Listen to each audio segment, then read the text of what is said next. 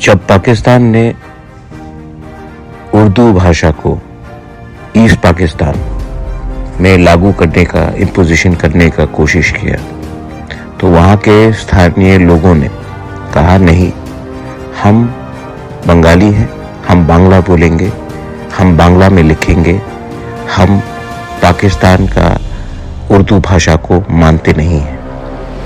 पाकिस्तान ने तभी भी ईस्ट पाकिस्तान के ऊपर उर्दू भाषा को लगाने का कोशिश किया, इम्पोज करने का कोशिश किया।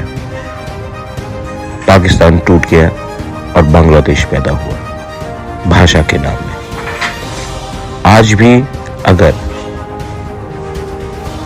हमारे तिप्रासा लैंग्वेज में कोई भी हो, तिप्रासा लैंग्वेज को अगर हमारे मर्जी के खिलाफ आप लोग इम्पोज करोगे तो इतिहास गवाह है कि जब जब भाषा को दबाने की कोशिश किया गया, जब जब हमारे ऊपर हमारा अधिकार छीनकर किसी और भाषा को हमारे ऊपर थोपने की कोशिश की गई, तब तब देश टूटा है।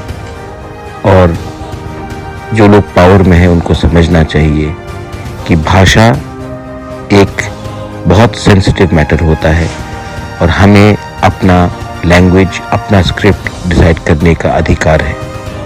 ये और अधिकार किसी और के पास नहीं है। This is Bubagra in support for Tiprasa language, बेलाइनो हम्बाई।